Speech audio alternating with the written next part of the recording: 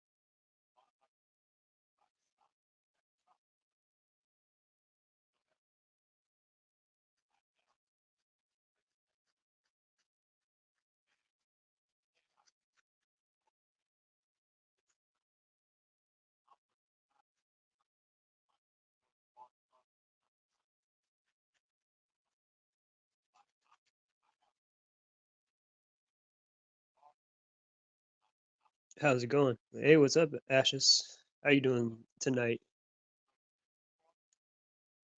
Good, I hope. But yeah, nothing much. Just a little draw stream and stuff, as you can see. So, I'm gonna be drawing, chilling. You guys got any questions? You can just ask me. I'm right here. Yeah, I know this is gonna bug me with the whole black thing because I was not expecting my thing to be that dirty. But sometimes, as an artist, you just gotta push on past it or ignore it. You know.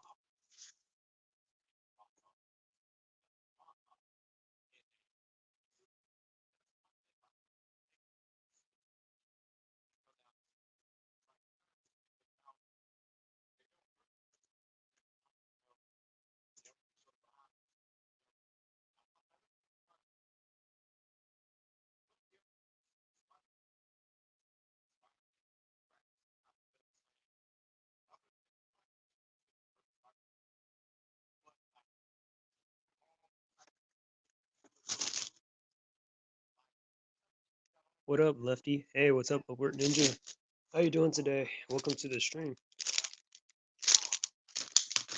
Nothing much, just doing some drawings and stuff, working on some of my Demon Slayer stuff that I promised I was gonna draw on stream, but I didn't have enough time to. So hopefully I'll complete these 4 pages by the end of the night for my sketchbook.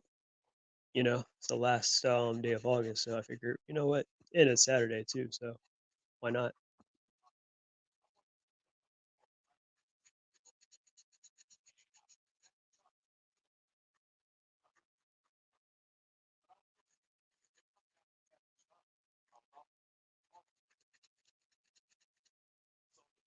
Would you consider making your own comic or manga? Oh yeah, I definitely already have that under consideration. Actually, I could probably show you guys some ideas and stuff right now. And stuff for some of my stuff.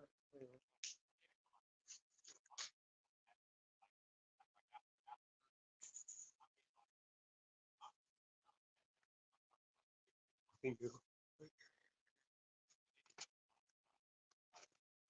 I know it's random, but yeah, one of my characters, Spice. She's a little elf girl, princess, and adventurer. Serena, Erica. Yeah, some of my own original characters.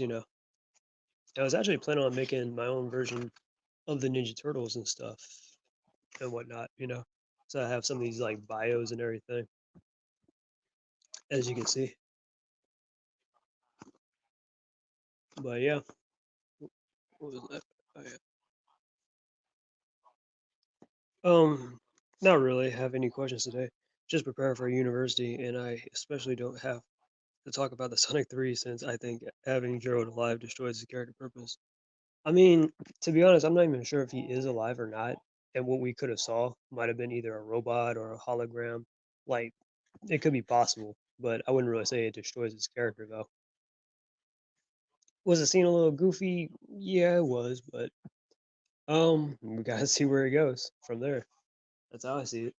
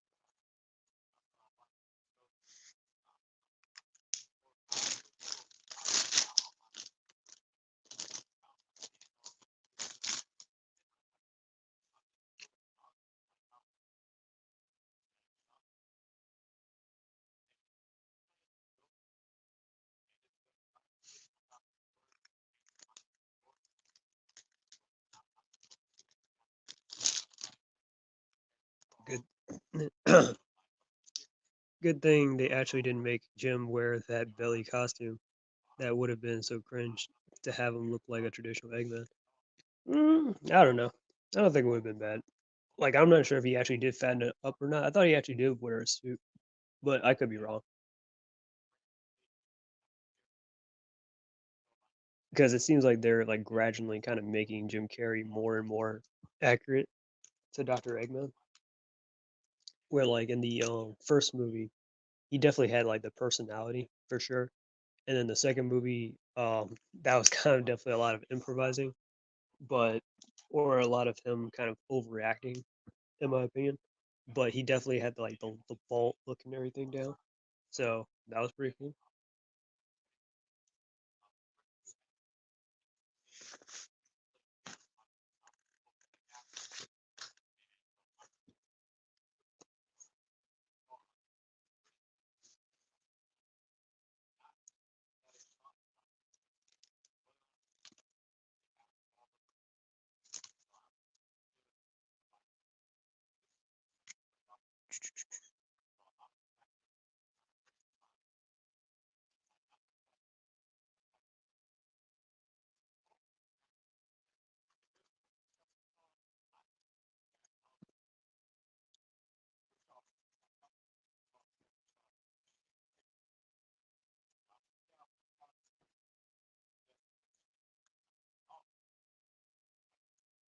I just think that the Sonic World characters don't really work in live action. They should have just went with the Mario route and be fully animated. That would have made things a lot more easier, honestly. But I don't mind the live action stuff. But still, yeah, definitely would have been a lot more better if they did actually like go with the whole animation route. But it is what it is. I don't mind the movies or whatever, or I don't mind like the whole them being in like a realistic setting kind of thing because we kind of already seen it with like Sonic '06 and all that, and some other Sonic stuff. So yeah, where it kind of looks like when Sonic's like in those kind of environments, he kind of looks like a Kingdom Hearts type of character or something. With Goofy and Donald, and then you got like all these anime looking characters like Sora. I mean, yeah, like Sora, Rinku, and all them, or the Final Fantasy characters and all that. Yeah, so I can definitely believe that, or I can like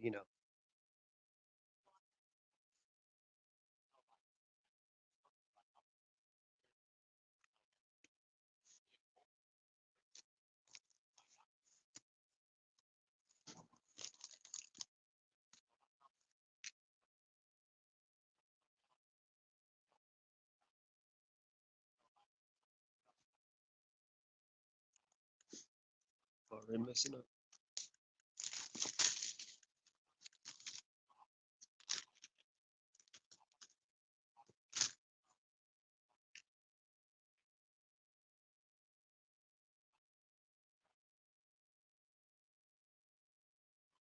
hopefully my battery life will last up into the stream.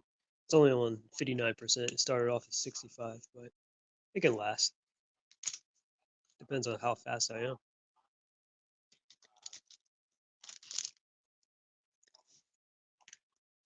So, what'd you guys do today? Because I pretty much was like in for the most part. Went to the store to get some stuff, and then came right back. Uh, saw Sailor Moon Cosmos. I saw the first half last night and the second half today, which is pretty good. But I kind of prefer the original anime a little bit more better for Sailor Moon. Yeah, probably wasn't expecting me to be a Sailor Moon fan, huh? Yep, most definitely. I know I'm a Sailor Venus. Like, yeah, I know that's Sailor Venus, but still. But anyways, yeah. So I saw Sailor Moon Cosmos. That was a pretty good movie. My only problem, I have a few problems with it. Like, it was a little bit too fast paced, in my opinion, and stuff. And like Usagi, not saying I don't like her character or anything. Of course, I like Usagi as a character, or Sailor Moon. But it's just like, you know, she pretty much was like depressed throughout the whole movie and stuff. And I just kind of wanted to see more of a resolve a lot more earlier, where she like starts to like take charge and stuff. I mean, she definitely does that by the end of the movie. And again, I don't blame her for being in her state because she's all like, depressed because like her friends were getting kind of like somewhat kind of killed in the movie.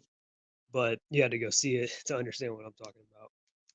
But anyways, but yeah, but it wasn't bad though. But I prefer the original anime over that.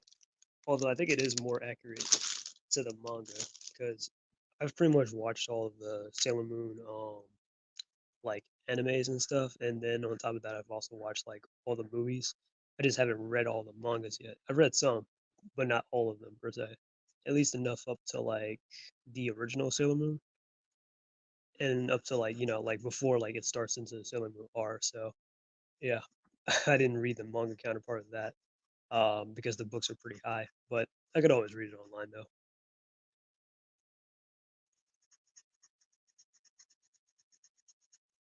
That is the way to go. But yeah, but if you don't know, like Sailor Moon Cosmos is like kind of like the finale of Sailor Moon pretty much.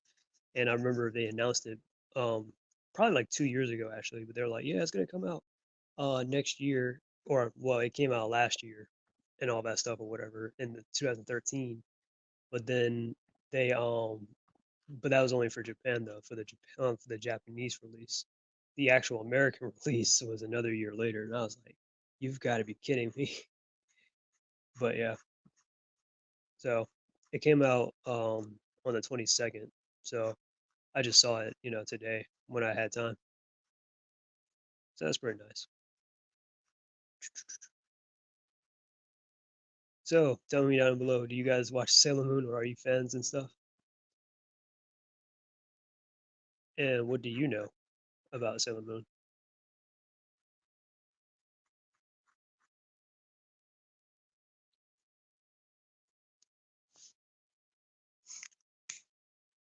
My friend finally finished season one of TMNT, 2003 TMNT, and so far he says it went downhill towards the end.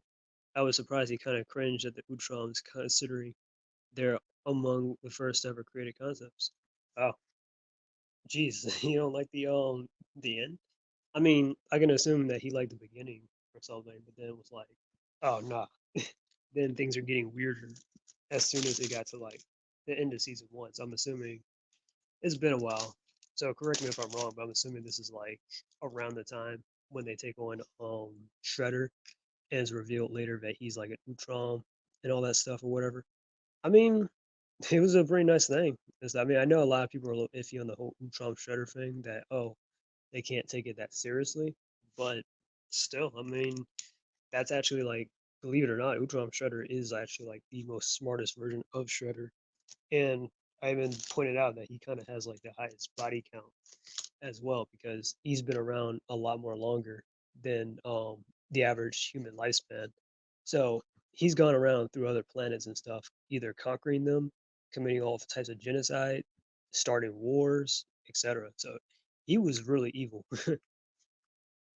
He may not be like my ideal shredder, but he was definitely a cool shredder, and I like the concept. He said that Shredder was wasted and he was barely a threat, when even Stockman knocked him out rather easily. Well, that's because Stockman, well, Stockman, he's a super genius. Like there's a reason why the Shredder keeps him around in the first place. Because Stockman, his machines are very dangerous, and he's known for that. If it was just like, Stockman without his machines, yeah, that wouldn't make any sense. But anyways, but yeah, but the Shredder like beating up the turtles and stuff like that and all, yeah, that kind of proves that yeah, he is definitely a big threat.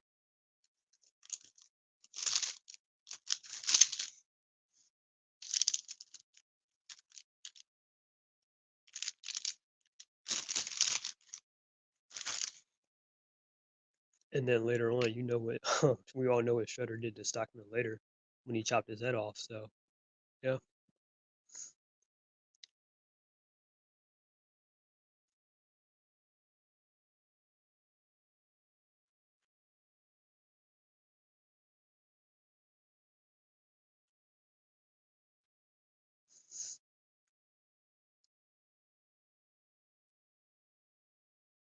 Hmm.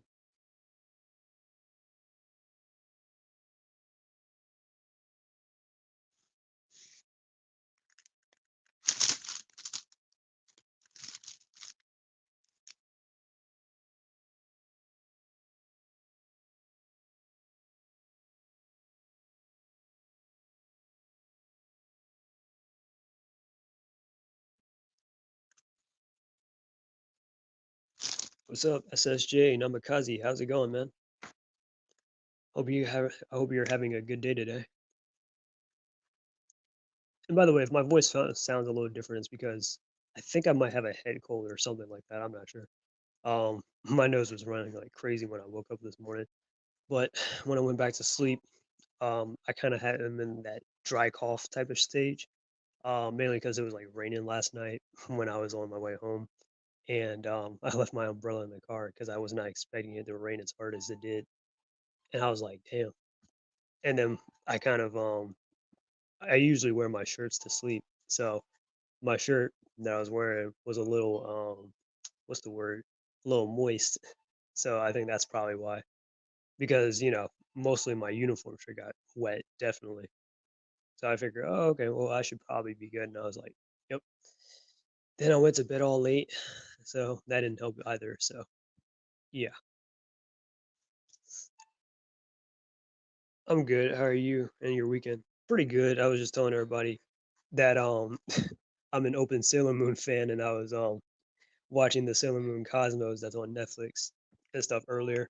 I watched the first half yesterday or last night, and the rest of the other half today. So it was pretty cool. Um, were there things that could have been done better? Oh yeah, definitely, but not a bad watch.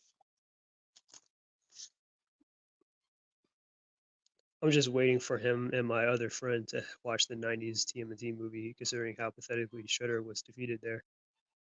Mm, I mean, yeah, I guess. Especially in that second movie, Secret of the Ooze, where he like literally destroyed all those like pillars and stuff, or destroyed that pier.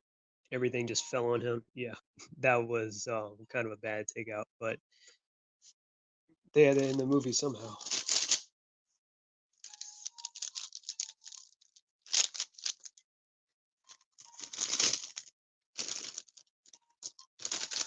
But yeah, at least the takeaway from that was Token, Razar, and definitely Super Shredder.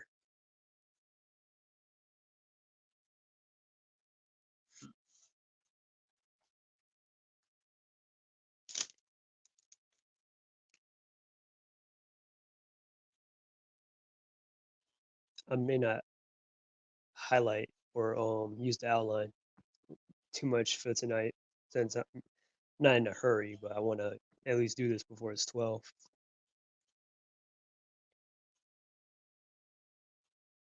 And I got 3 other drawings left to go. But I want to make it look good as possible.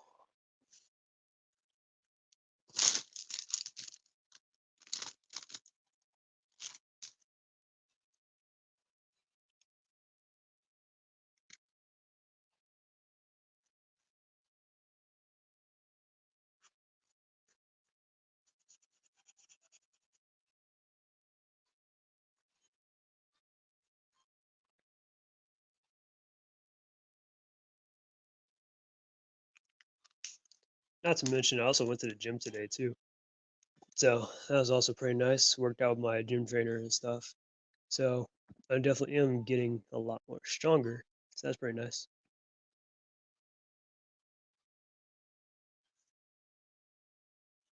I honestly don't see the point of Token and Razar. I mean, the 2012 designs were cool, and Chompy's story was sweet, but the other than that, they're kind of mid characters. Yeah, I mean, I'm not gonna lie to you, they are like a secondary Bebop and Rocksteady, but you can say they can like kind of make up numbers as far as like mutant villains and stuff go. They were definitely wasted in the IDW comics though. When Sophie Campbell introduced them, she was like hyping it up. It was like, oh my god, Toka and Raza are gonna be inside the IDW comics. Aren't you guys excited? Look how like powerful and how menacing they look more so than Bebop and Rocksteady. And then what does she do?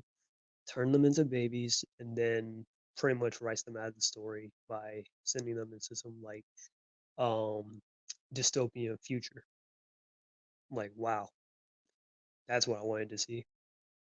And it was like literally like not even that long. It was like a couple of issues after they were introduced, and then they're just written out like that. And I was like, what was the point of that if you're not going to use the characters? Do, do, do, do.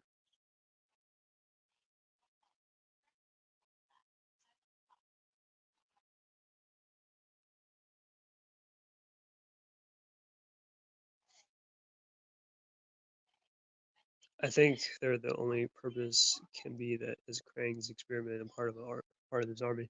Yeah, I mean, mostly they're just like henchmen and stuff. So that's like their best suited role. I don't really see anything too overcomplicated or too deep with them per se that you can like really do.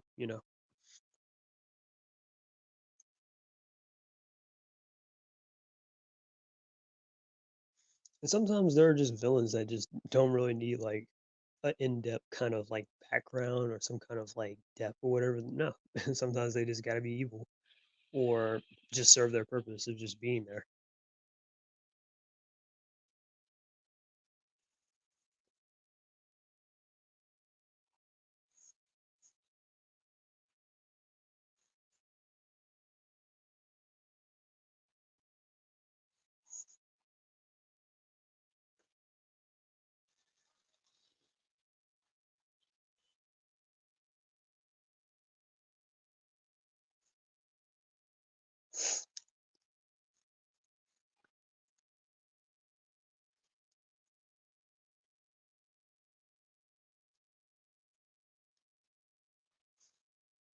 Right?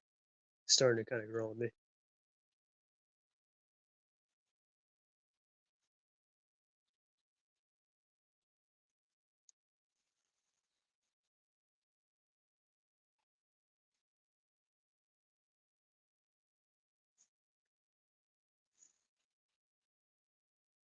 Mm,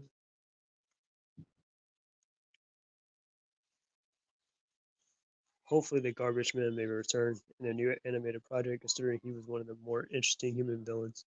Yeah, that was actually interesting. I actually saw that concept too of Hun and the Garbage Man. I was like, oh, I see. Now that would have been really messed up because the Garbage Man, is supposed to be Hun's semi twin, and like basically like there was supposed to be like a storyline where he like cuts him out or whatever. And then the Garbage Man gets abandoned or whatever, but he comes back as the Garbage Man, and Hun is just himself as Hun or whatever, I guess. Yeah, that is yeah, I can see why that just didn't make it inside the four kids thing. But I see you got a little bit of a reference, and same as there never was. I hope the Sonic 3 movie is good. Shadow's my number one favorite character. Yeah, Shadow's not my favorite character. He is in my top 10 though, SSJ. I'm not downplaying that. Like I do love Shadow, of course. And my friend, he really loves Shadow as well. Like Shadow's also his favorite character. So I do hope they get his character right, and I hope they don't like goof him up or whatever. Um, Shadow can definitely make some jokes and stuff here and there. I'm not against that. Because he has done that before, but he's not like, oh, as like goofy or zany or whatever, or just like not an airhead or anything like that. But I think it would definitely be enjoyable.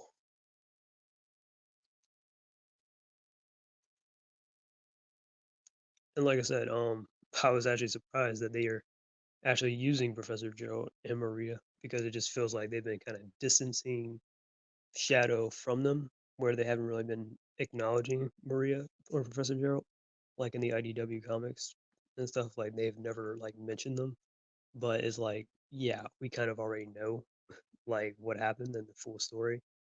Um, if you play, like, go back and play those games. He's been my favorite since Sonic Adventures 2. His first appearance, I had been like 6 or 7 at the time. Me, I was probably like when Sonic Adventures 2 came out, I was probably like I want to say probably 2 for me, or maybe 3 when that game came out. I didn't really play Sonic Adventure until I was like a teenager and stuff. And I convinced my aunt to get it for me for like I think either as a Christmas gift. Yeah, so that was pretty cool that she got it for me and stuff. But yeah. Mm,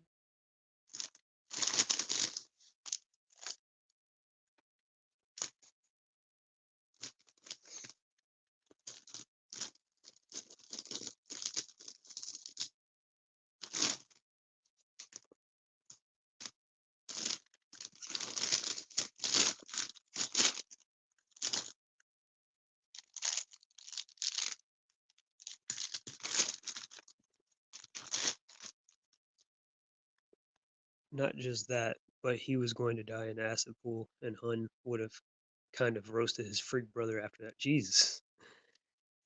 Well, there's always more to the story. Yeah, my love for Shadow is strong as Dragon Ball, to be honest. I have so much Shadow merch. Oh, that's pretty cool. I don't think I have any Shadow merch actually. Funny enough. Um I mean, even though I am a huge Sonic fan and stuff, of course, as you know. I do have Shadow of the Hedgehog, the game. Funny, like here's the thing though, I actually bought two versions of Shadow of the Hedgehog. And so let me show you right quick.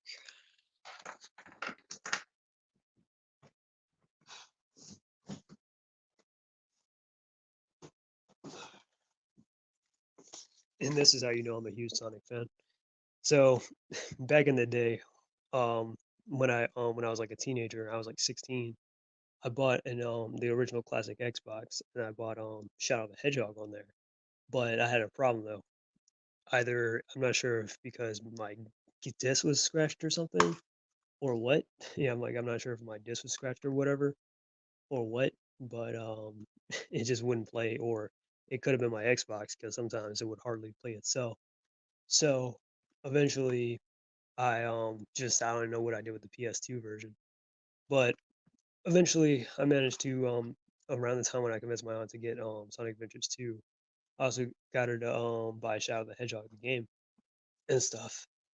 So yeah, I still have it, even though the GameCube one is I know this is the GameCube version. The GameCube version is also scratched too, unfortunately, so I can't play it. Well, I don't have a Wii anyways. Well, I do, but it's not working. But it's kind of scratched, so that kind of sucks. But it was a very fun game though, even though a lot of people criticize the story. But I mean, I liked it universally.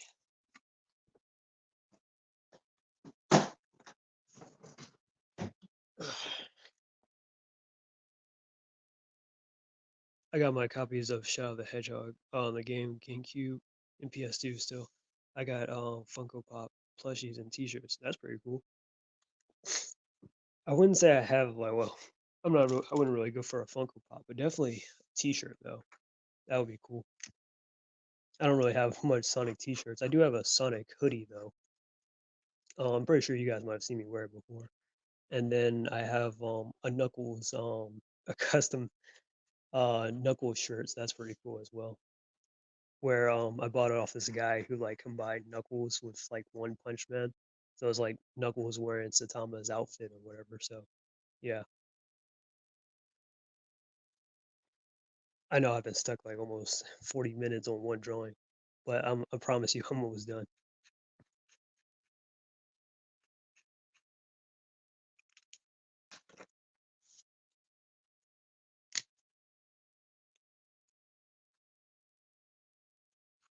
And for the most part, the Sonic movies do kind of take itself, of course, seriously at times. It's not always just like played off as like jokes or whatever or laughs. So, I mean, because they do have some pretty good serious moments and like some pretty good like acting moments as well. Like, yeah, it's just that sometimes the comedy might undercut, and I'm just not a fan of that when that happens. All right, misery.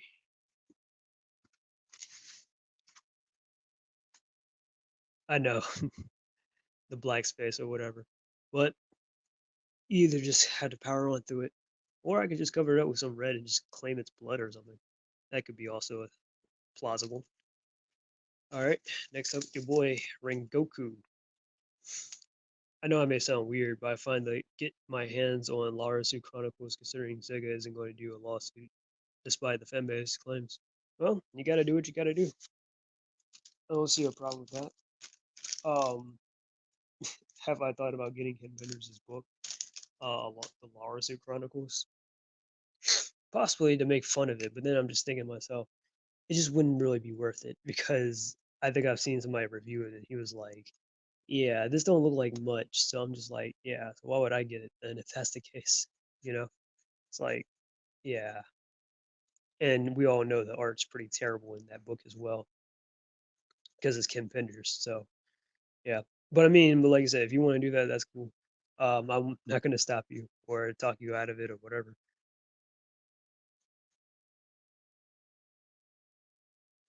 Well, but hey, at least it's a good thing though. Kim Penders finally put his book out, and it took him all these years to do so.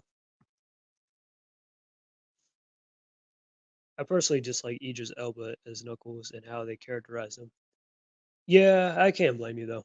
I don't mind it per se, but yeah, like Idris Elba, his voice is not exactly like how I would imagine Knuckles either. Because Knuckles, I would say like the best actor that voiced Knuckles, in my opinion, is Dan Green.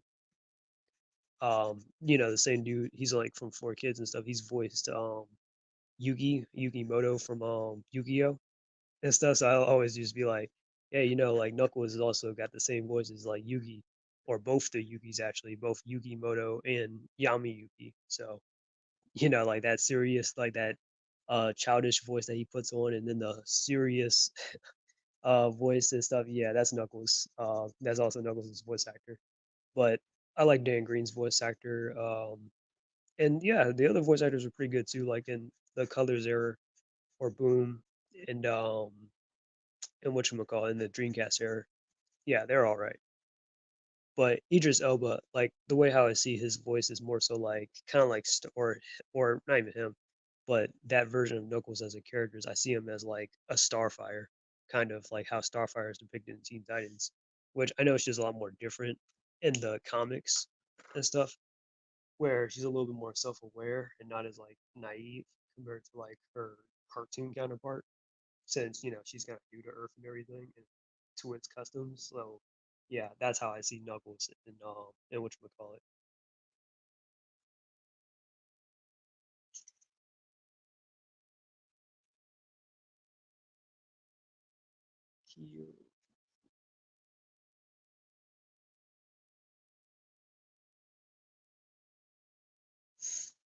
I'm more confused that the game Sonic fanbase wants Sega to lawsuit and shut down SatAM Season 3. Well, that's dumb. I think the Swabot putting no fun allowed sign image can be definitely applied to the Sonic fanbase. I don't know if that's the entire fanbase itself or whatever, but I don't know really that much people that are trying to get in the way of the team season or season 3 kind of thing.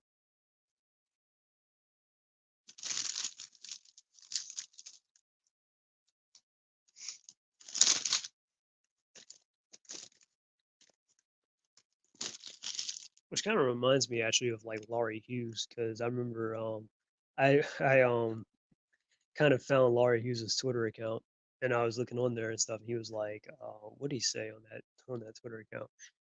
Because he got into it with or a debate or something with Team Season. As you know, he's like a huge SatM fan or something. And basically, he was trying to rant and how he really hates Ian Flynn, and he tried to rant about Ian Flynn, and they're all like, "Yeah, but we don't have anything against Ian Flynn. If anything, we actually like the guy, and he's actually come out and openly has supported us. And he was like, "Oh, that's just smoky mirrors. He's just pretending." What? I don't know. He's weird.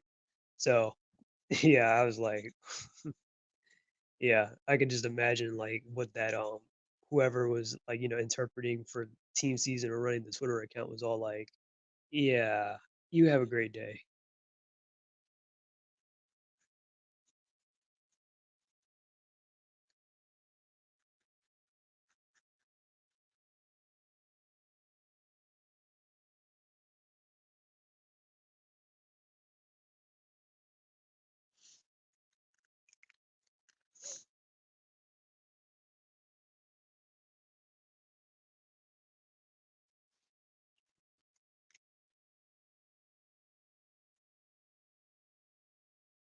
I was also watching a little bit of My Hero Academia before I started this stream and stuff. I was gonna watch. Well, I'm actually at least 3 episodes behind, so I'm not as further behind as I thought. I was like, man, all this time is going by, and I keep forgetting to or I just keep putting it off, and I'm like, oh no, I'm just 3 episodes behind. That's cool.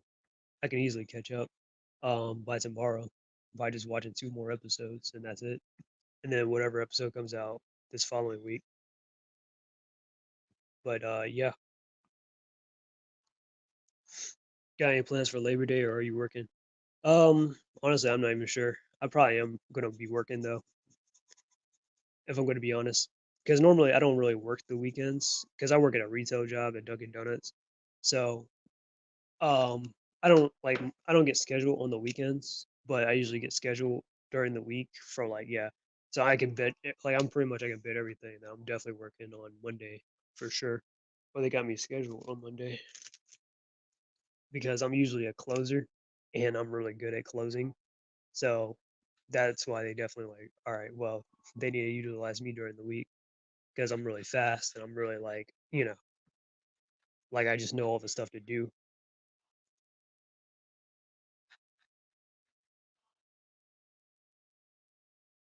It may sound weird, but the thing I'm hyped about the most is upcoming Minecraft movie. Like how they execute a movie with such fine kind of game. That's interesting. I didn't know they were having a Minecraft movie.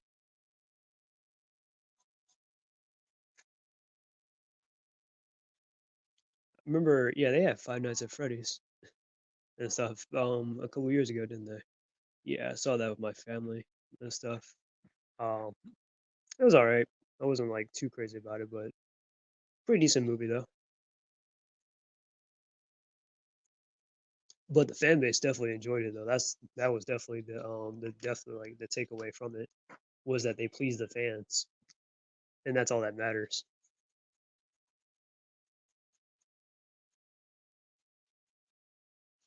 Yo, hey, what's happening, Jay Leno?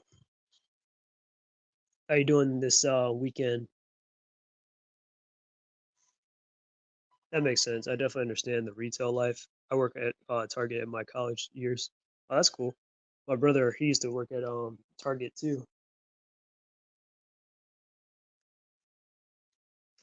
I can't remember if he said it was either Target or Walmart, but he was saying that yeah, Target or Walmart is ghetto or something to work at that job. He was like, nah, man, Target, yeah. I know Target's like really expensive though. I mean, it's been a while since I went to Target, but yeah, um, but yeah, they are definitely a lot more expensive than Walmart for sure. Busy. I've been hot all weekend. Then weekend, the pool closes and cool is inside. Oh, well, at least you didn't get rained on, so that's something. I hated Target. Damn, it's that bad.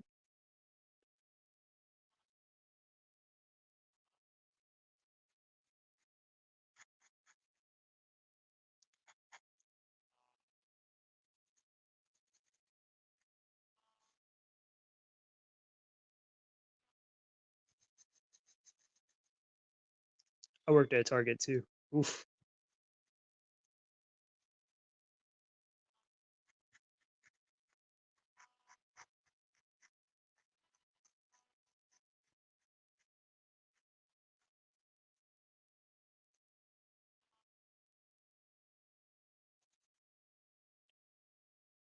I like to shop there for certain things, but working there was hell. Yeah, I bet. Yeah, because yeah, that's what I'm saying. Like, it's been a while for me, like since I've been to Target, because I just don't really have much of a reason to really go there, that much anymore. Even though there is a Target around my way or around my job at least, but I just like, you know what? I haven't really been there in a while because there's nothing really I can't get from like a grocery store, and either that or I just buy my stuff online. So it's like, okay,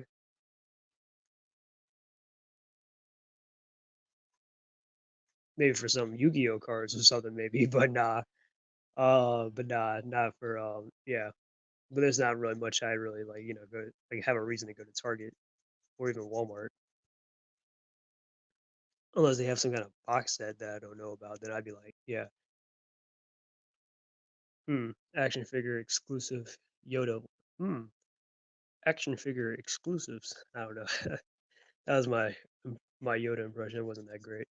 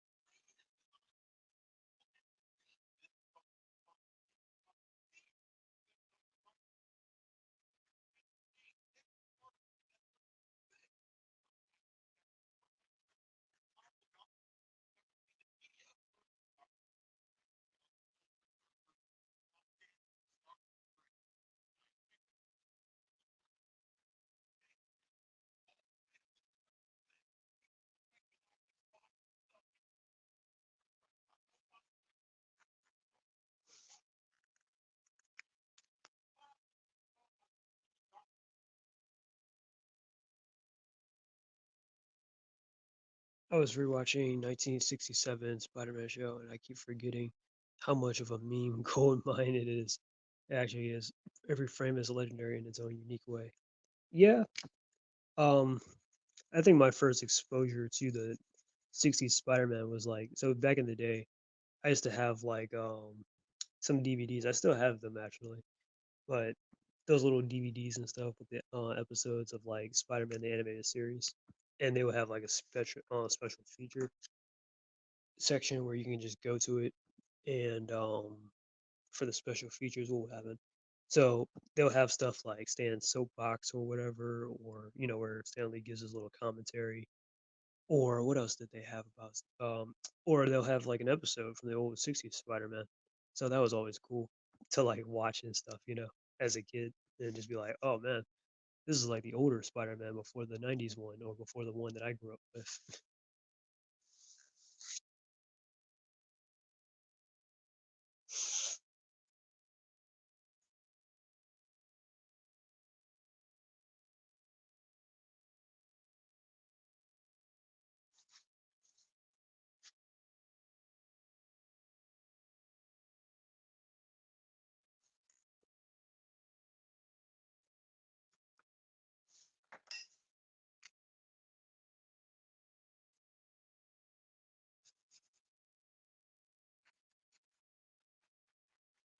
Got 29 minutes.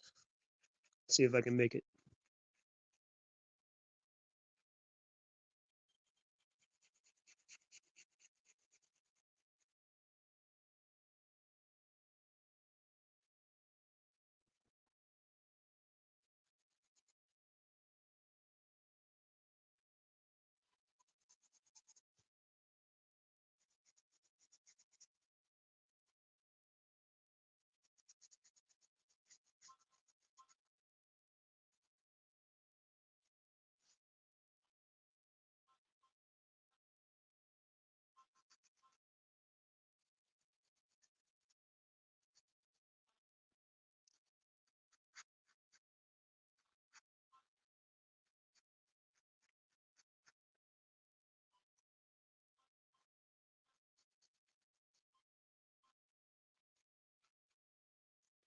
Which show do you think is better, the '90s Spider-Man or Spectacular Spider-Man? I know a lot of people will say the '90s show is the best, but I think so far Spectacular is definitely the definitive show about that character. Ooh, that's a tough one. I mean, because I kind of grew up with both. Even though the '90s Spider-Man kind of ended before I was even born, I definitely like watched a lot of the DVDs and stuff, or saw the reruns that they had for the show. And then there was Spectacular Spider-Man, which did come out in my generation as well. And I used to watch it, in real time when it came on like Kids WB, and then later on Disney, and then I think it went back to Kids WB or something. I don't know, but uh, it's a tough one. Um, it's a really tough one. It's like saying which one do I think is better between Batman the animated series and the Batman, the 2004 show. Although I think I like the 2004 Batman show a little bit more better than Batman the animated series, but yeah,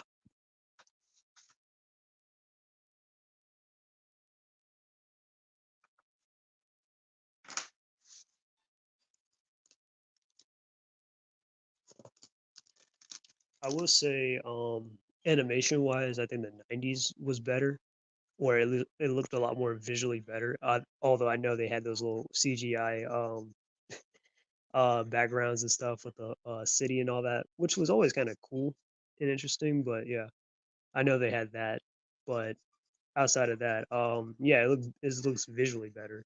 But Spectacular Spider-Man, it takes you a while to kind of get used to the style. But action wise, oh yeah, they were definitely going all in. Or definitely like, yeah, you have a reason to come back to the action and all that stuff.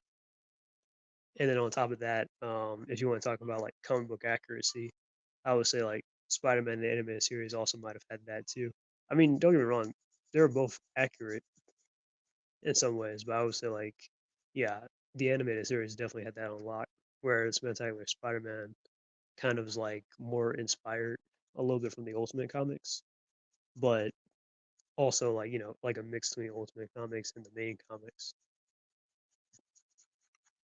But I did like how they utilized Venom and Green Goblin in those things where, yeah, Norman and Eddie were just straight up just evil, and not just like, oh, well, Eddie was cool inside Spider-Man the animated series, but Norman, he was all right too, but it was more so like this is where it inspired that whole trope of, oh, well, he's evil against his own will kind of thing, or he has a split personality, even though he doesn't have that. He like really is just low key evil.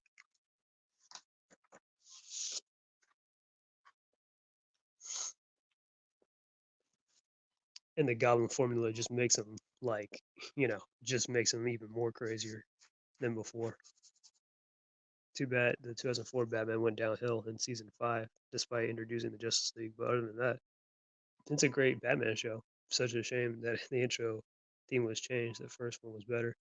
I will agree with well what you said with the first intro thing. The first intro was definitely better. I love that theme, but I'm like, nah, that show never went downhill for me.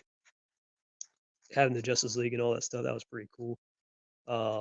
Doctor Hugo Strange, Robin, and all that stuff. Like, yeah, it was definitely still pretty. It was still a really good show, in my opinion, at least. I don't know about the viewership or whatever, but at the time,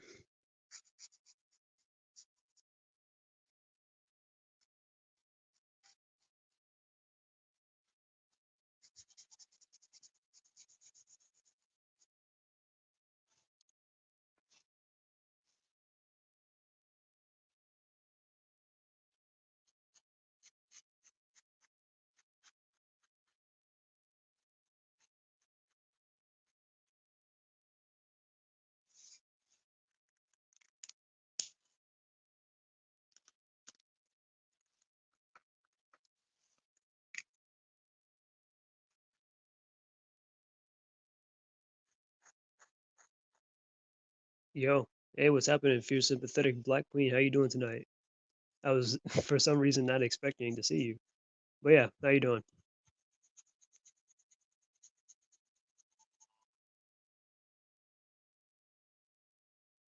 Just drawing some Demon Slayer or coloring Demon Slayer to be more accurate. I already drew it out. I just never really got around to coloring it, but I felt like, you know what? Since it's the last day of whatchamacallit, August, might as well get this in.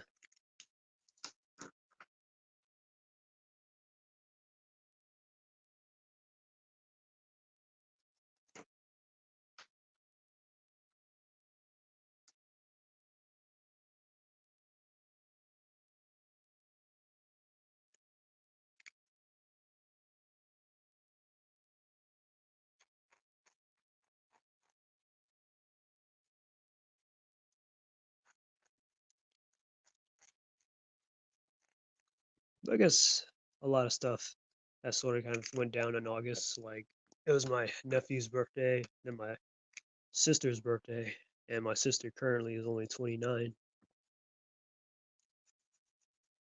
Nephew, he has started back up school, so he's in fourth grade now, so that's pretty cool. What else? Um, of course, I met Chuck Norris and all those other actors and celebrities and stuff. Or, well, they're not like big time celebrities except for Chuck, but you know what I mean. Like they were definitely huge in some kind of capacity. So definitely an eventful summer. Now I went to all those Comic Cons and all that stuff. Yeah, it's really something.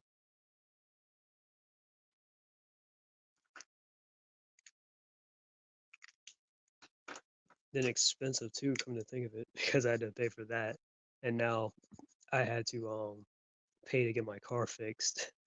So adulting.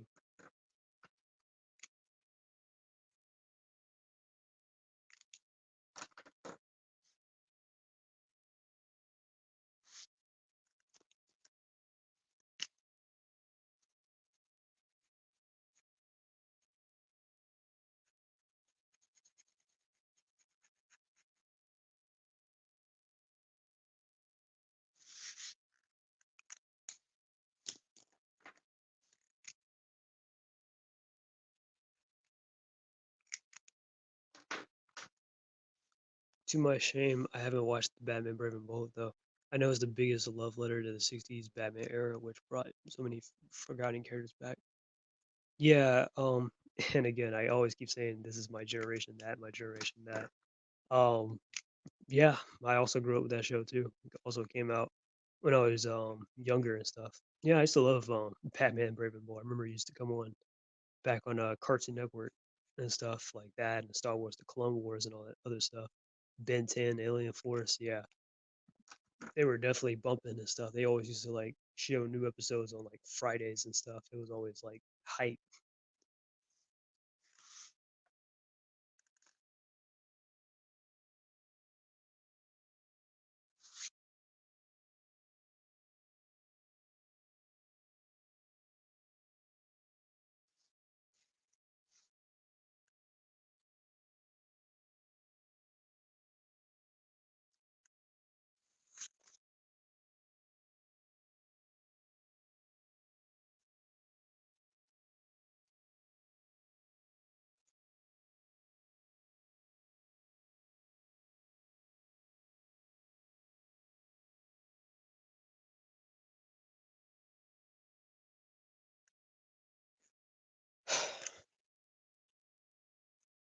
Hmm.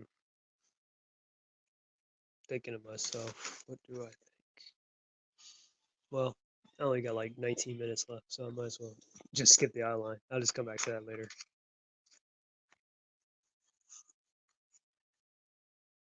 Well, I guess I could do something good real quick.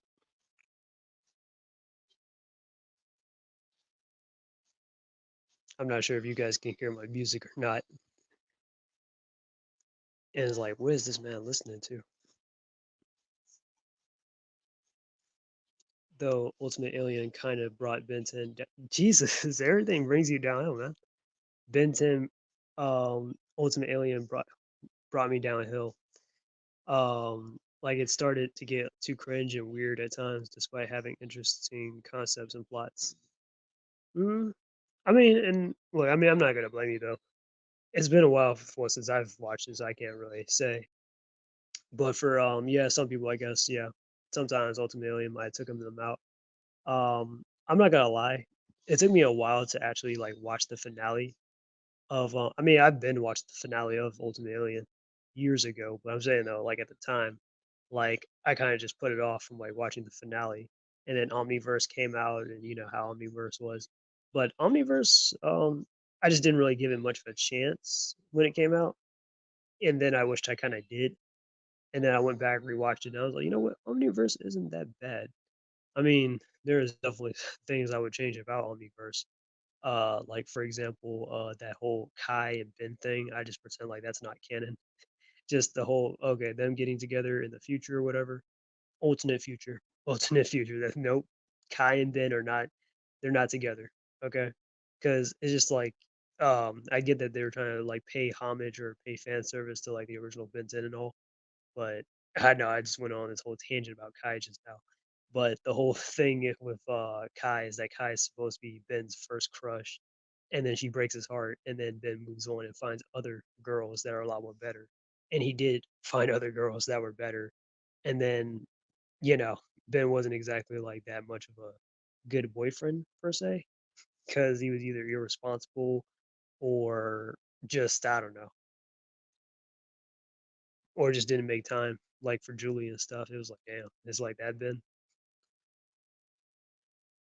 Like, man, all of his girlfriends used to get on him and stuff.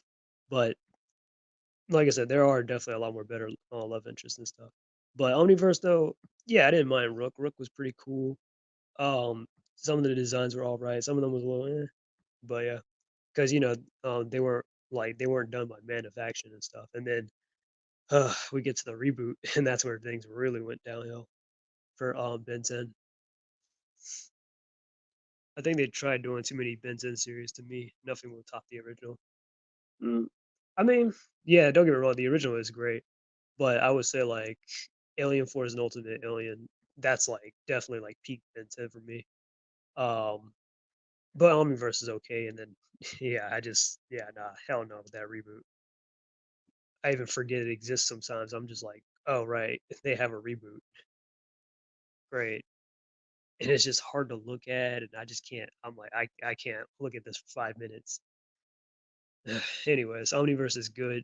I just received iffy at first due to James Wyatt art style, despite he also had that transform. Oh yeah, I guess you are right. It did have that Transformers the animated series look to it. But yeah, yeah. Um, and it wasn't bad though, like art style wise and all that. Well, some designs were a little just like okay, some of this is off, or like this character is kind of supposed to look a little sexy. So what would you do to this character? Like for example, Gwen, right? Gwen had this cool design in the start of the series, and then they like cut her hair, gave her glasses and this dorky outfit. I was like, that's Gwen. But yeah, all right, that is drawing number two, Mizuri, Rengoku. Yeah, I should probably shade it in a little bit. Hang on. Oh man, I got 14 minutes left on the clock. I had to kick it into overtime. Honestly, I thought Ben 10 reboot was fine. It was definitely a mockery like the Insides Go or Powerpuff Girls reboot. I mean, I know it had its own thing going, but I just I couldn't get into it. I just like the designs. I'm sorry, man, was just terrible, and I just couldn't like no, just no, not with that show, not for me.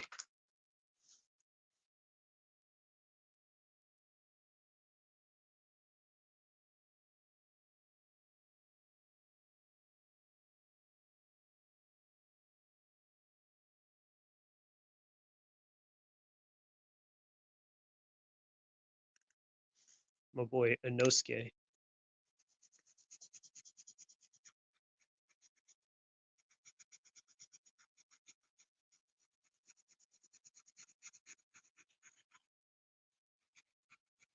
But yeah, all those good action cartoons though, they used to come on back on like back on Cartoon Network on those like Fridays and stuff. I remember that back in like fourth, fifth grade. Oh my god.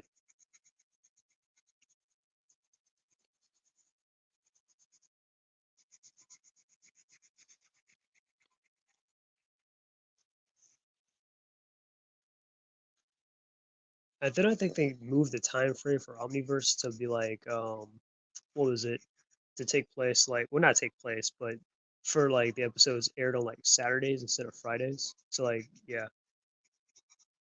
or Friday nights. But yeah, originally it used to come on Friday nights, but then Omniverse that came on like Saturday mornings and stuff.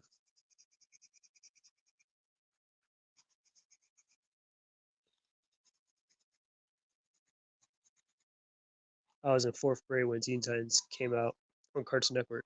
Oh, that's cool. Yeah, I was I was definitely a kid around that time. I was like literally 4 when that show came out. I can't remember what was my first episode, but I think the first episode for me was probably like I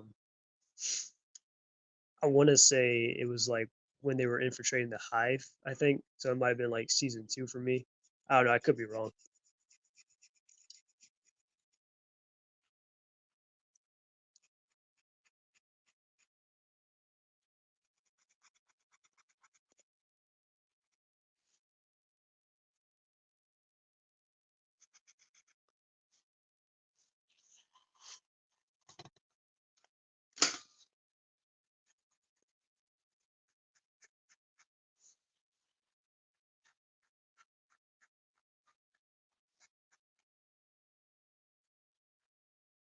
Zenitsu.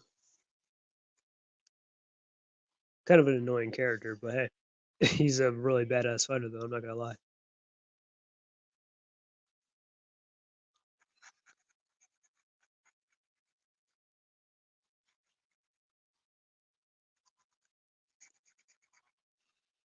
Regardless, rest in peace, Cartoon Network, the only channel that broke the boundaries of typical cartoons and stuff, like Adventure Time and Amazing World of Gumball.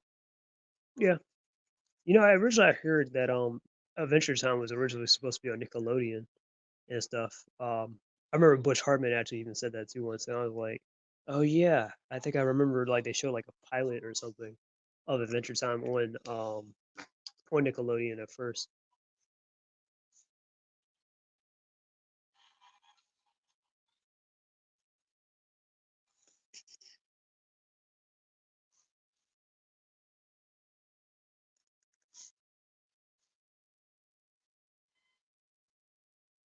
What should I really go with? Screw it.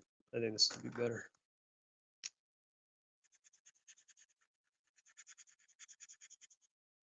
They were far better shows than Adventure Time and Gumball. Yeah,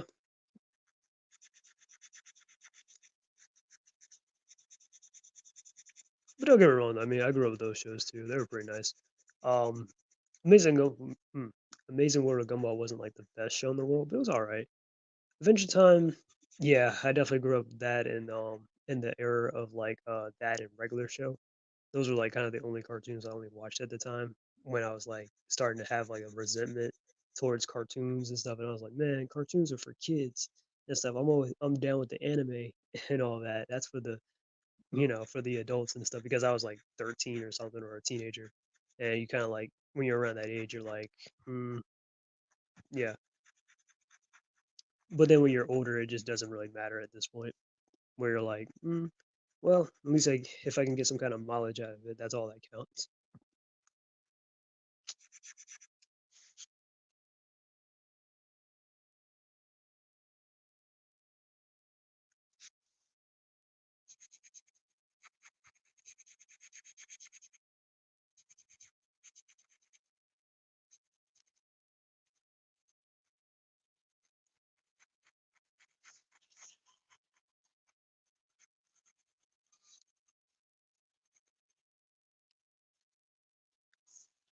Oh yeah, this is definitely a good look. Because I was debating on whether I should use this color or should I use orange, but I'll probably use orange as the highlight. To me, that's Carson Edward was pretty much dead. Kids Next Door, Billy and Mandy, Foster Home were all just legendary. Oh yeah, they definitely were. Yeah, yeah, definitely.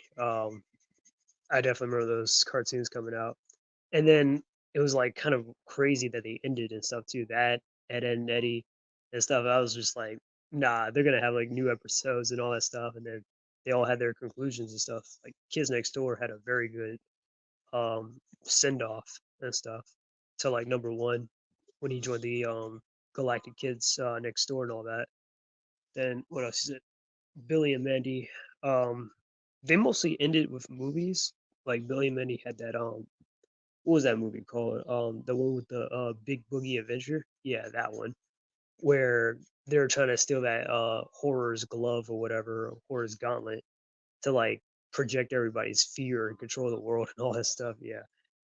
And coming back to Billy and Mandy, I'm just like, Jesus Christ, Billy and Mandy, like, because I rewatched it, I think a year or two ago, and I'm just like, oh my God, Billy and Mandy was so much darker and morbid than I remember, especially when you're old enough to get the jokes. Like, Grimm was always joking about like the French Revolution and stuff, where he was like, Billy was like, Grim, why are you doing here in therapy? And then Grim's like, I was kind of enjoying my job a little bit too much. And I'm like, wait, what? Like, oh,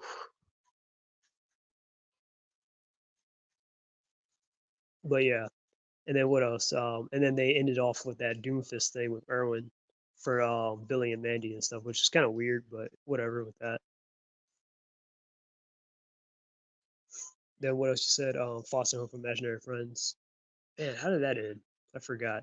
I definitely remember when that premiere came out though for Foster Home. I mean, I know Samurai Jack, Teen Titans are the best Cartoon Network shows, but 2010s cartoons were much more risky than modern ones.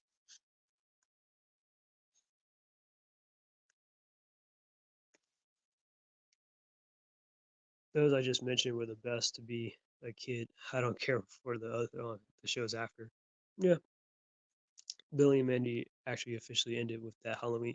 Yeah, or Halloween Bash. It was supposed to be a spinoff, but it wasn't picked up. Yeah, yeah, yeah. Like you're talking about the little Doomfist thing or whatever, or Iron Fist. I don't know what they were calling themselves with that Irwin thing, and he was like, "I'm half mummy and I'm half vampire," because and Billy and Mandy, if you know, you know that Irwin, uh, his uh, his mom is a mummy, like literally a mummy, and on his dad's side, his grandpa is Dracula. So it's like, what? Dracula? Yeah. Voiced by Phil Lamar, of course. I love Billy and Mandy. It was my favorite. So many good scenes. Since it's Halloween rather soon, I definitely looking forward to rewatch Over the Garden Wall. Such an atmospheric cartoon. I probably need to watch it. I really need to watch some of those shows like Infinity Train and all that. Because I've been hearing that good things about it. Underfist, yeah, that's what it was called. Underfist, yep. Because I'm like, was it Doomfist or something like that? Yeah, I don't know. I thought the name sounded cool at the time when I was a kid when it came out, but yeah, obviously this ain't better than Billy and Mandy itself. And then I remember when Evil Carnicar or Evil Concarnate, they had they used to like share the same thing with Billy and Mandy. It was called Grim and Evil, which my cousin, she kind of reminded me of that. She was like, well, she's a little younger than me, so she didn't really like experience.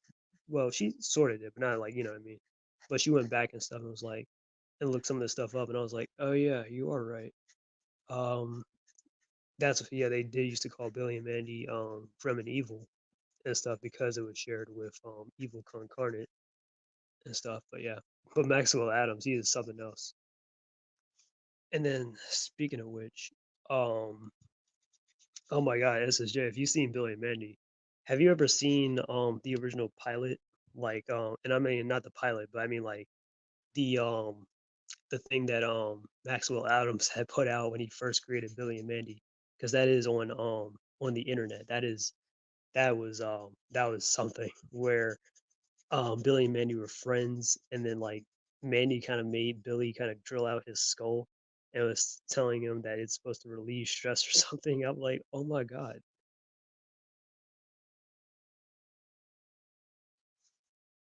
Doomfist is the name of a hero. Yeah, yeah, yeah. Like of somebody. I was like, yeah, I know somebody has that name.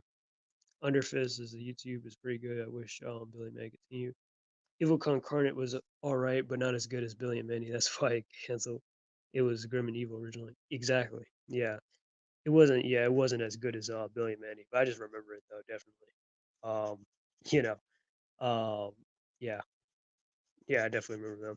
And then you know how General Scar had ended up inside the show itself. He was like in Billy Mandy as like Billy's neighbor and stuff. He was like the Squidward and everything. He's like, I can't stand that kid.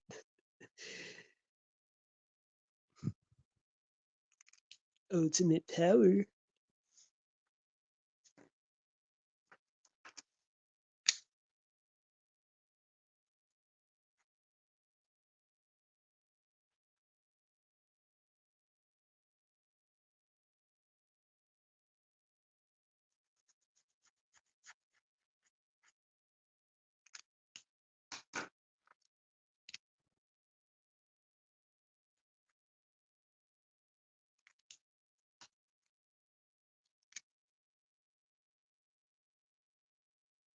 I think Billy and Mandy had the best specials. Every Christmas, I will watch Billy and Mandy Save Christmas. Yeah, yeah, I remember that too. With I don't know why I was thinking about that at work earlier this week too, but I was thinking like the head vampire. He was like, "Yes, I am the head vampire," and then Mandy's like, "Good." She hit him with that stake and stuff. It was like, "No, you hit my vacuum cleaner. No, I'm the head vampire, but I'm not the head vampire." And the head vampire was Mrs. Claus. It's like, what? Oh god, man, that was just terrible.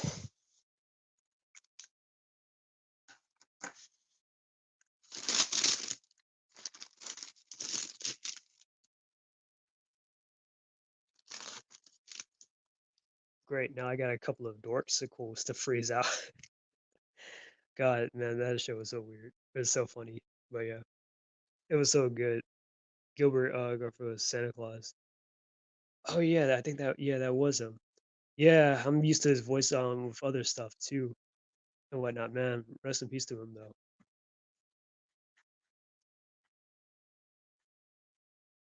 Played Mr. Mysterious Spitlick or whatever from Superman the animated series. He played who else did he play? I know he played as Krang Subprime from TMNT. But to me, like yeah, he definitely was the official kind of Krang that we like followed and stuff. But yeah. Do, do, do,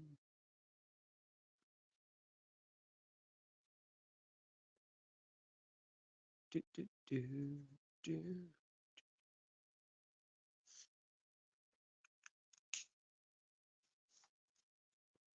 Yes, rest in peace to the goat. Exactly.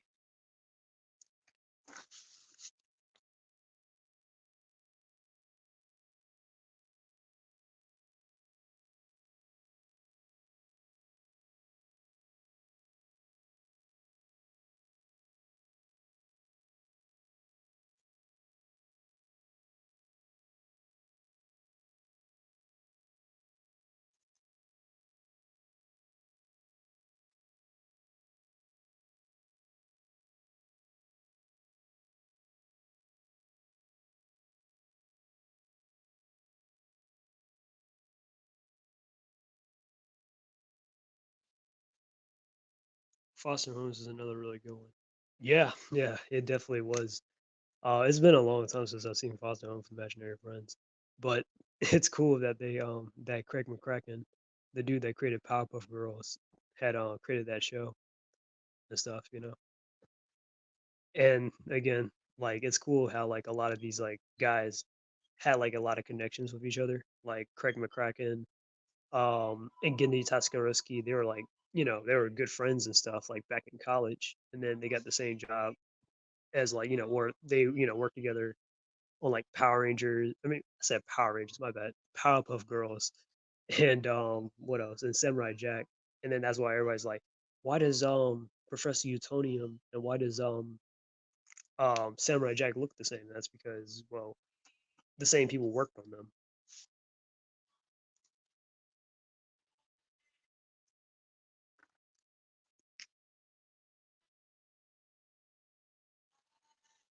It's great that the OG '87 TMNT cast is still kicking in. Rest in peace to James Avery, though. He was such an iconic Shredder. Yes, yes, he was. I still remember his Shredder voice and stuff perfectly. Well, of course, it helps because I have some DVDs and all that. But I mean, yeah, he was definitely a goat too. Yes, there are Powerpuff Girl references in the Foster Home for Matching Friends. Yeah, like that kid that created Mojo Jojo and stuff. He was like, yeah, some kids just aren't that don't have that imagination. Mojo Jojo. That Powerpuff Girl are on Frankie's t-shirt. Oh yeah, probably. Because I always thought it was like, didn't she have like the bunnies or something like that? But yeah, the colors, red, green, and blue. That definitely does make sense. I miss James Avery. I loved his Uncle Phil.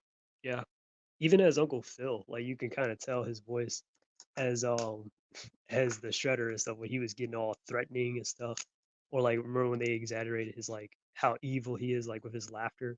I'm like, oh, that's a real Shredder right there, or that's a super villain. Not to mention he also voiced War Machine too from that Iron Man the animated series and stuff. Yeah, he was definitely good as that as Rhodey and stuff, you know. So yeah, used to see some reruns of that too back in the day. Speaking of Craig, does anyone remember Wonder Yonder show he did for Disney? Yeah, I know of Wonder Yonder. I just never actually watched it though. I probably should though. I hear it is a good show. Don't get me wrong. It's just that like around that time, that was kind of where I was starting to grow out of cartoons for a bit, or or maybe probably because I had a resentment maybe against Disney when I was a kid because I just kind of just thought Disney was like for kids or whatever. I used to think, oh, well, it's well, not for kids, but it's for girls or stuff like that or whatever. So I always just avoided Disney, except for a few exceptions. Though there were some movies that I actually watched from Disney that I watched as a kid, that my dad might have had or whatever. But Disney Channel itself, though, there were some shows that I kind of missed. And I'm like, damn, maybe I probably should have watched that back in the day. But I definitely do remember the names, of course. So yeah, that's something.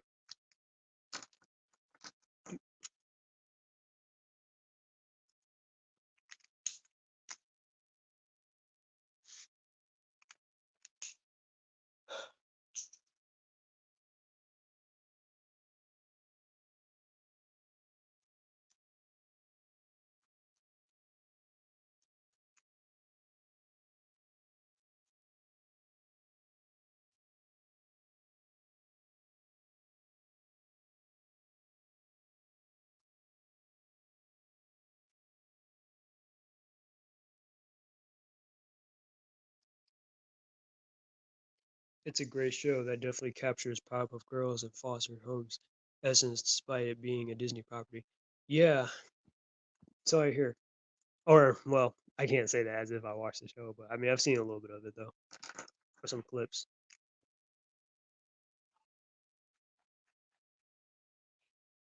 If I'm not mistaken, the main character is Yonder, and there's his like sidekick, Sylvie or Sylvia.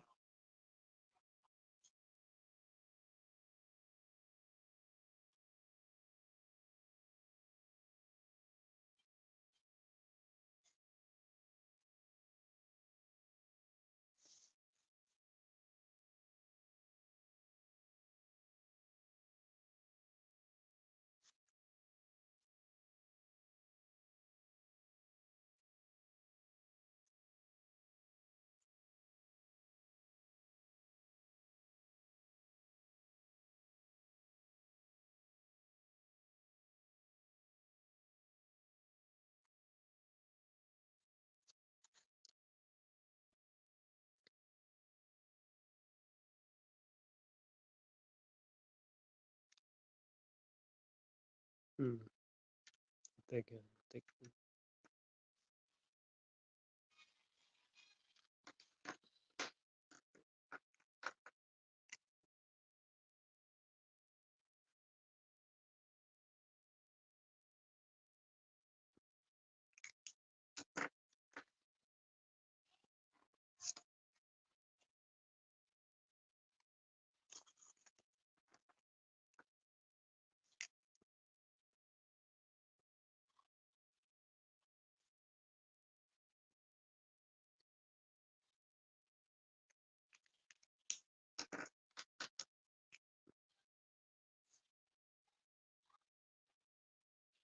Okay, that's a lot more better.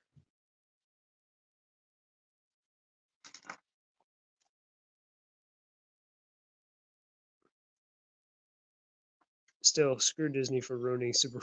Yeah, they fumbled the ball on that. I was like, man, that's how Super Robot Monkey, you know what I mean. Super Robot Monkey Hyper Team Force Go ended on a cliffhanger. Damn. I know they had this whole thing where I think after like 60 episodes, or this could also be Nickelodeon, but after like 60 episodes or something, they kind of like end the series, which kind of sucks. Because it's like, okay, so you have this property, so why aren't you like, I don't know, um, doing something with it?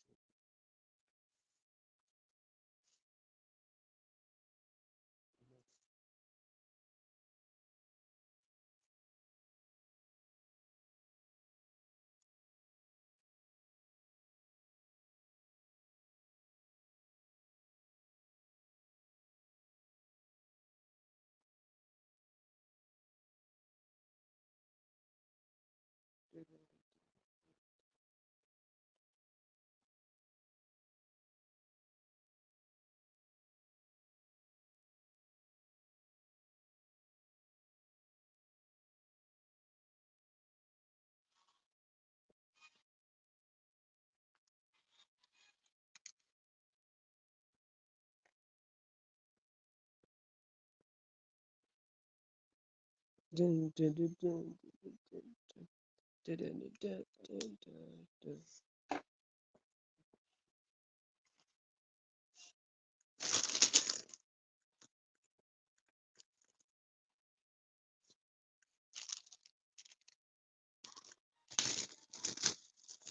I think it's sweet revenge that Disney couldn't milk both Gravity Falls or Wonder Yonder after that. Hmm. Yeah, I guess so. Gravity Falls definitely is a good show, though. Yeah,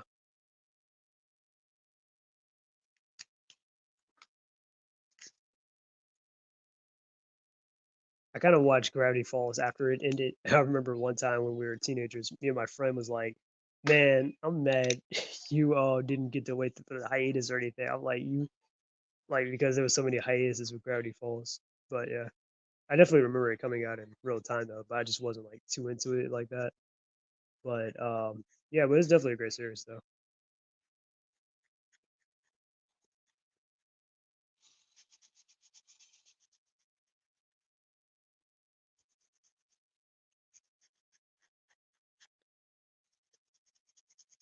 And honestly, yeah, they probably would have messed up Gravity Falls.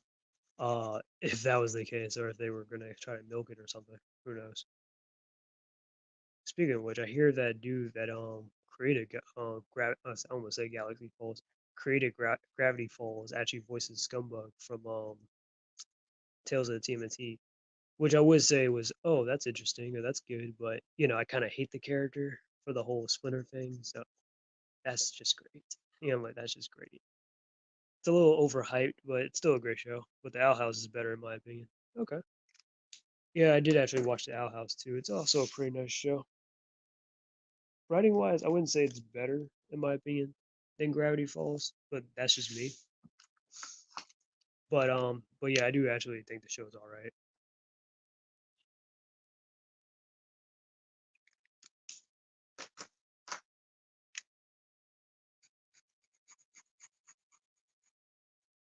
All right, I am almost finished. I just got.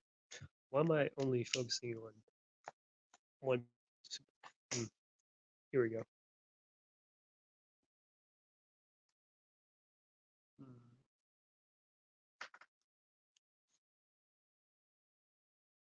All right, one more time with the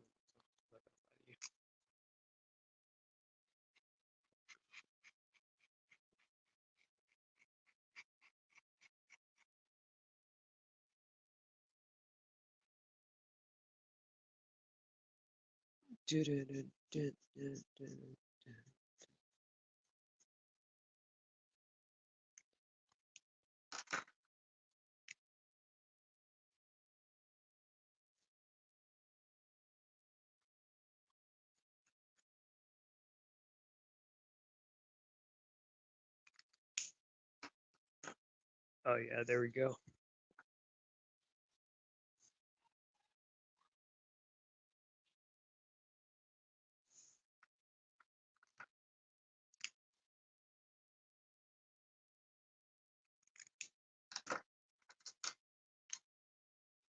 Too bad Amphibia is a little bland in comparison to these two, despite having an interesting setting. Yeah, I need to actually finish up the rest of Amphibia though. It's been a little bit of a minute, but yeah,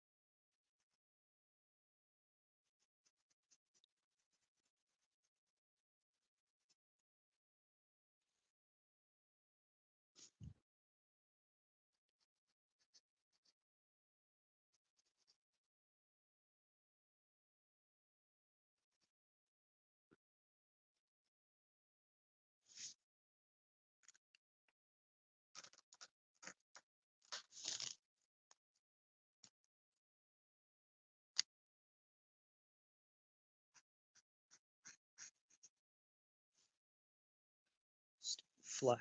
Sorry, there's a fly buzzing around here, a small one. So it's kind of annoying me because he keeps jumping on my tripod. I'm like, kill this thing.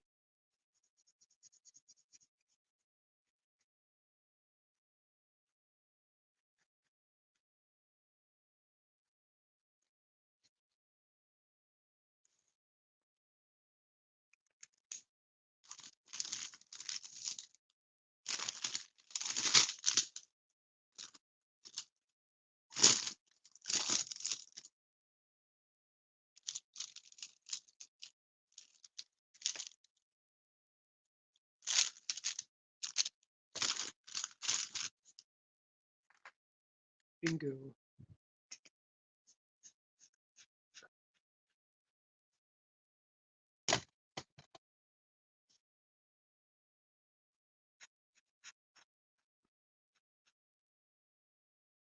It's funny they both have literally nobody remembers Star Wars: The Force of Evil nowadays. That's how badly the creator ruined her show with bootlicking the fan base's wishes. I don't know about that. I mean, if you're talking about the shipping, then I guess, but I wouldn't say that's the downfall of Star Wars: The Forces of Evil. That was mainly because of like, in my opinion, the downfall was mainly, or not the downfall really, because it's still a good show in my opinion. It's just that they had to rush the ending though because they were only given like one season left and there was like all this stuff that they had to do and all that stuff. If you ask me, I would say like season two was probably my favorite season of Star Wars: The Force of Evil. But other than that, yeah, that's about it. Well, and don't get me wrong, season one was also great too. And they've had other good episodes throughout the other seasons, but if I had to say like in my opinion, the strongest season to me was probably season two. But if you're yeah, but like I said, but I don't mind Marco and Stark getting together. But I get it though, why some people were a little iffy about it because like the whole point of like season one and two was to kind of build up Marco with Jackie. And then in season three they kind of just threw that away immediately. Once we cut back to Marco after the Star stuff. And it's like, what was the point of that? You know? And then it's mostly like Marco trying to chase after Star and all that stuff and Star is kind of with Tom now again, and it's like we didn't really need all of that. I think the shipping ruined the show, moving everything interesting about magic and characters like Toffee and Eclipse aside. Well, Eclipse definitely was a cool character, though. I'm not gonna lie to you. I definitely did like her as a character. And then Toffee, he was a good villain. Um, but he just wanted to destroy magic, though, which I kind of would have preferred him just to want power. Really, I know it sounds a little generic, but that's kind of just how I wanted him to be. and then he gets killed by Ludo in the end. That was just like, well, he might come back, and then he never came back, and I was like, damn. Well, so much for that. But no, but Star Wars: The Force of Evil, I still think it's a good show. It's just it didn't really like, yeah, the ending though was just like, wasn't the best, and that's just yeah, like yeah, it just wasn't the best, and we all know it and stuff. Because I just wasn't a fan of like, and I even said that too when I was talking about My Hero Academia, how like I wasn't a huge fan of how Star had like gave up her powers and stuff, or gave up like magic as a whole, and the whole point of the series is to follow her learning and training how to use magic. So it's like that's kind of redundant in that case, where it makes everything low, null, and void. Or if you want to be technical, you can kind of say, well, maybe it's like to show that, well, she learns magic, which she does by the time of season 4, how to use magic even without a wand, and then eventually, what happens to Star? Then eventually, she doesn't have to rely on magic and stuff to do the things that to be lazy or whatever, like she did in the first season. That if she applies herself, then or at least tries, then yeah, there you go. So I like that, and they had that episode about that too. So I thought that was pretty cool. Like, what was the point of hinting at him in season 4, even though he didn't come back? And let's be honest, Mina was a lame final villain. Yeah, she was. I know they were trying to drum up that whole monster plot thing, which I didn't mind. And honestly, I kind of felt more sorry for Star than anything because, like they are teenagers and it's like, yeah, you want them to just, have fun versus being burdened with like responsibilities and stuff. And that was kind of like Star throughout season 3 and season 4, where it was less about her and her adventures and more so about um her and like trying to deal with all these like struggles and stuff, or you know what I mean. All right, Demon Slayers. I promise I will definitely do the outline later for some of these characters, and then I'll probably post them on like my DeviantArt. So if you guys want to see the full completed versions, it'll definitely be over there. All right, and those are some of my notes. Yeah.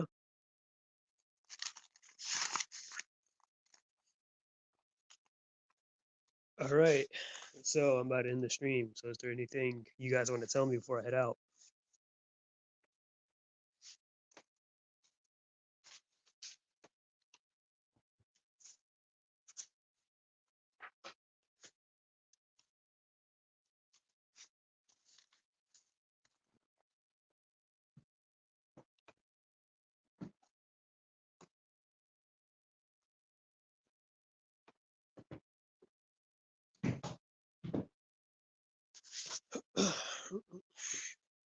All right, got 3 people watching.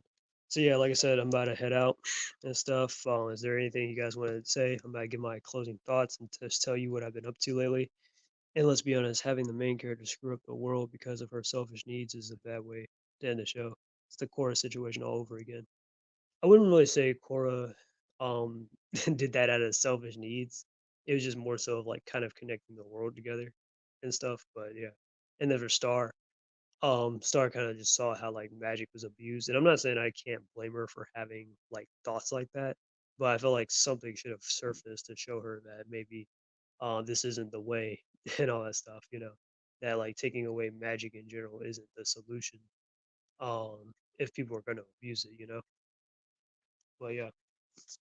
But anyways, speaking about magic, I at least finished up my Slayers novel and stuff. I got the little collector's edition. It has volumes, if I'm not mistaken, 13, 14, and 15. Comes with its own poster and all that stuff inside of it. As you can see, that's current Lena and current gallery. That is not what they are wearing inside the novel. That is what they're going to be wearing in the next novel series. But yeah. And in case you don't know what Slayers is one of my favorite animes and light novel series. The stuff, they have some pretty cool artwork. Definitely recommend watching the anime and stuff, but these are some of the novel only characters and all that. It's a different route from the anime and all that stuff. So yeah.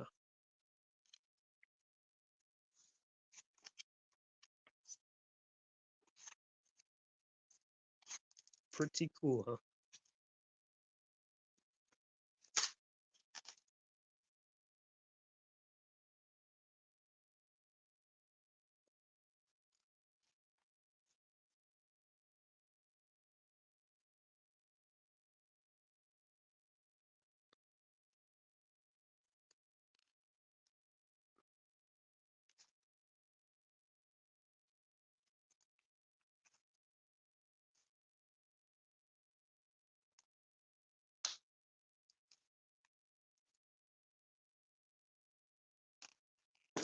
And then this is what I'm currently reading: How to Not Summon a Demon Lord and stuff. I know it's a little lewd, but it's me. Then I bought some stuff from the comic book store earlier. I know I said in my thing that I thought they had Final Fight. They did not. That comes out next week, so at least I have that to look forward to. So as you can see, Saturday morning cartoon came out. This was definitely a pretty good read and stuff. It's a two-parter from the other one where the Pantheon are introduced as a bunch of space gangsters inside the 87 series, and they try to take on the turtles and make sure that they're out of the way so they can take over the Earth. So yeah, this is a really cool story and stuff. Very to the point and pretty cool. And then this is pretty nice too. I think I enjoyed the Turtles one a little bit more better. But yeah, Sonic issue 72 definitely shows Clutch has that dominance and that assertiveness over Surge, which I kind of like and all that stuff. I know a lot of people were kind of complaining lately about Clutch, and they're like, "Oh man, I can't wait till Clutch gets taken down. He deserves it. He's manipulating Surge and all that." And don't get me wrong, I like Surge, and more so than Clutch. But I'm just like, yeah, we need those villains, those type of villains like Clutch and Mimic and stuff that are just unapologetically evil and stuff to be like a reoccurring villain to like the main heroes and stuff. That's what I truly do miss about or what I feel like just what we need with the Sonic stuff. Still, I find it odd old Hobbit wearing his white suit. He looks like Mr. Joe or Mr. Go in the attire. Oh yeah, now you should mention it, he kind of does. Well, a mutant cat version of Mr. Go. All he just needs is a little hat, and then yeah, and a little cane, and there you go. But yeah, but this is a pretty nice story and stuff. It's not bad or not anything too in depth, but I liked it better than the other story on the previous one, where that kind of mainly focused on like the supporting characters, or at least like Surge, Kit, or the contestants, and then the Diamond Cutters. And then this one kind of focuses more so on Sonic a little bit and his perspective, and then um, Tails, Amy, and Bell kind of continue on um, trying to get to the bottom of clean sweep and all that stuff, and figuring out that Clutch is behind all this, and that he's probably trying to spring a trap on the Restoration. And then you get Rough and Tumble. They show up to try and get in the way. So yeah, definitely a pretty good story. Definitely can't wait until the rest of the issues, like issue 75 and all that. Anyways, and the French soundtrack to be exactly like them. Yeah. Anyways, but that's the end of everything, or the end of this video, or whatever, or stream. I've completed my drawings. I didn't exactly do the outlines, like I said, but I'll do that off screen. And it's the end of the month. I know it's past 12, so it's the first day of September. So, yay. But anyways, this is the Joni Lowell Fox, and I'm out. Peace, and until we meet again. And you guys take care.